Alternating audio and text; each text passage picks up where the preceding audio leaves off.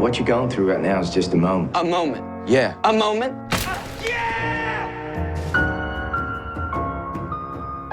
Jared, I love you. Tell me the truth, that's all. I think about men. I don't know why. I'm so sorry. Boy Erased is based on Garrett Conley's real life. And when I had read Garrett's story and had started really imagining turning it into a movie, it was like I couldn't get Lucas out of my head. Lucas is the absolute best. Joel called me and he said, "Hey, what do you think of Lucas Hedges playing you?" And I was just like, yes.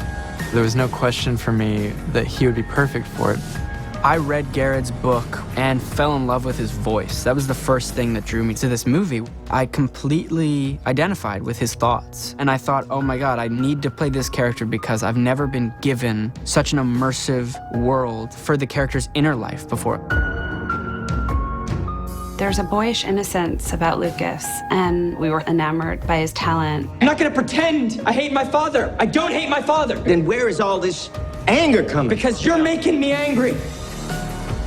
He's such a beautifully sensitive actor who could really hold the screen. I could make something up. I could make something up. Is that what you is that what you want me to do? I wanted to do Garrett's story justice, and that was what motivated me more than anything. Right. I think it's almost like there's so much there's a lot of possibility. Is he here? He left. It is Sunday. If it's urgent, you're gonna have to go to church. I just need to talk to him. When I was at conversion therapy, I was thinking, well, whatever pain this is causing me is small in comparison to other people because I need to help them. And in many ways, I was trying to help my parents. But at the day's end, you get to decide how you're going to approach the world. I don't want to pretend anymore.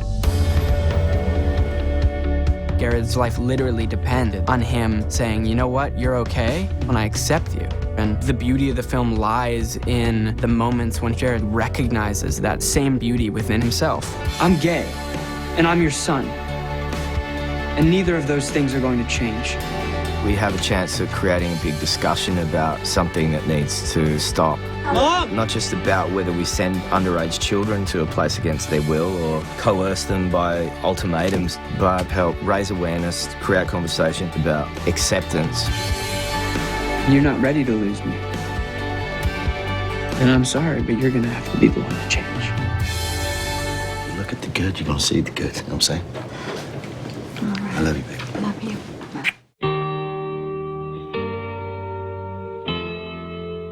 Sound speeds. Mother and I, we cannot see a way that you can live under this roof if you're gonna fundamentally go against the grain of our beliefs. One of the things that fascinated me about the story was the family dynamic. Do you want to change? Yeah. Yes, I want to change. There was this feeling like Garrett was on the wrong path and his parents thought they really could stand to improve Garrett's life, which at the same time I found an incredibly terrifying concept. The film does a good job of holding in two different hands, like the wonderful aspects of love that we know and the absolutely terrifying aspects that cause us to hurt other people. I love God, and I love my son. For your father, it's a little more complicated. Son. Jared's father, Marshall, who's played by Russell Crowe brilliantly, strongly believes that if his son has these homosexual feelings and thoughts and desires, then he's evil. So he comes up against his own capacity to love. He's wrestling with his beliefs, the pain, the confusion and upset that he feels that his world is disrupted by his son's sexuality. I did what I've often done in my life.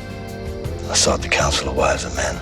Seeing what Russell brought to the film was so uncanny. He acts exactly like my father. Every tick, every linguistic detail is there. I've had to ask myself and God if I'm ready to lose you. The fact that he's a movie star helped him play this role because that's what a preacher's presence is in a small town. Preacher's a movie star. And he has the kind of energy that when he walks into a room, everybody turns to him. Russell really wanted to honor what Garrett's father, Herschel's beliefs were, but he really made the character of Marshall his own and did it so beautifully. I'm sorry, but you're gonna have to be the one to change. I'm gonna try. I wanted to not paint the father or the mother as bad people, just people with their own set of beliefs. Why do they need to know about the family? Our family is so normal.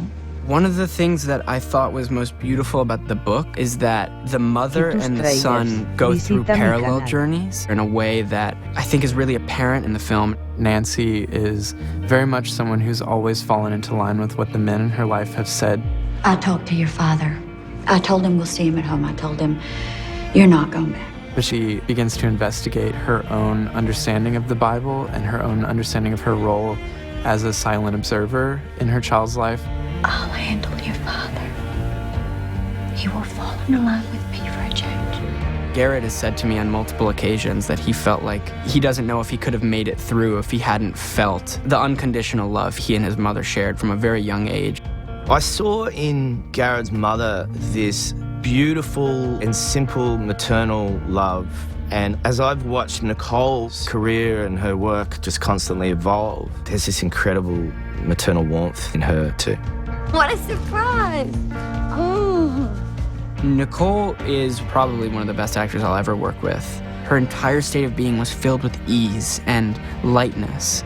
And the second they'd call action, it was as if she dropped into a different space. What are your actual qualifications, Mr. Sykes? I never asked. Shame on you! Shame on you! You can see in some of her scenes with Lucas this natural chemistry between them, which my mom and I also have, and it's almost like they're best friends.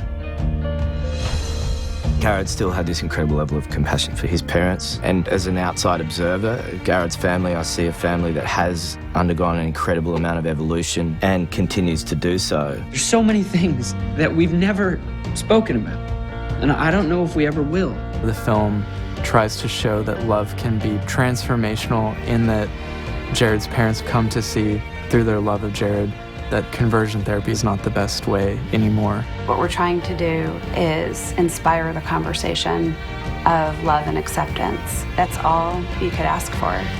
I wish none of this had ever happened, but sometimes I thank God that it did. This is going to be such a strong piece.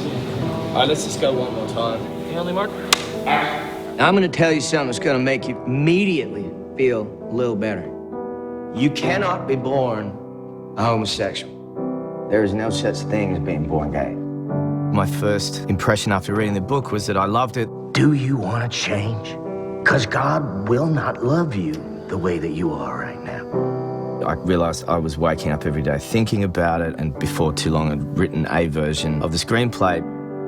When Joel got in contact with me, I remember thinking, this has to be a joke. There's no way that Joel Edgerton is going to do this film because it was not a story that I thought people wanted to hear.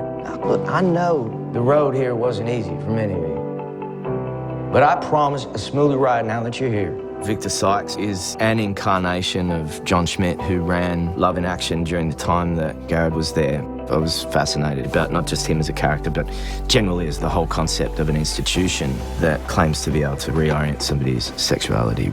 To have someone who has such a large platform and a lot of influence say to me, I really want to do your story justice and really end conversion therapy, that was like a dream come true. Hey, sir. How are you? It was impossible not to be overcome by some sense of there's a greater purpose to this movie. Whether it comes to religion or culture, race, sexuality, or gender, I think that these stories are universal and that they speak to everybody. So who's ready? Joel is such a great guy and such an incredible director. He shows up at 6 a.m. with the same energy that he has at 6 p.m. after a 12-hour day or a 15-hour day or whatever it is. It was really Herculean feat what he did in this movie. I think we do one more of that, and then I think we change plans on this, and then I want to get up. He'd be in costume, watching from the monitor, directing, and then he'd walk out in front of the camera and start acting. It was insane. It's pretty amazing how many hats he could wear on this film and come out of it and just be himself at the end of the day. It's this, right? Hand her hands on hips, go! Joel just embodies this combination of like total discipline and then also completely just let go and let whatever's gonna happen. Hey! Michael! Get out of the room! Come here, son. He's just obviously a soldier for the army of evil. I mean, he's not on your side. It's just so beautiful to see an artist work and to be so closely tied to the process. I feel unbelievably lucky to be in the position I'm in with such a beautiful project right now. I think I'll cue you to start the push-in, but wait a couple of beats before you start. When you're ready. I had thoughts of men. One day when we were filming, I asked Joel to get me into the headspace of playing the character, yell at me for being a terrible actor. And then, right before we started filming, he came up to me and whispered in my ear, "I'm not going to tell you you're a terrible actor because you're a beautiful actor." And it was in that moment I realized I could explore the character from a place of love and not from a place of hatred. It was the most miraculous thing that's ever happened between me and a director before. Joel doesn't do things that are easy. I think Joel does things that are very difficult for him. For him to take on this story and take it on so wholeheartedly and to be giving as much as he's giving, it is such a gift to my community. He's such a good man, such a good heart. To get to work with somebody who's so brilliant is a no-brainer. I haven't stopped thinking about or working on this movie for a single day since February of 2017, and I wouldn't take any single day of that away. All right, let's go. It's gonna be great. Here we go. It's taught me so much about myself. It's brought me into contact with an incredible amount of new people. It's definitely reinforced my ideas of acceptance. It feels like a little chunk of it's become part of my life as well, even though I'm really servicing Garrett's story. There's definitely a lot of myself that I put into it.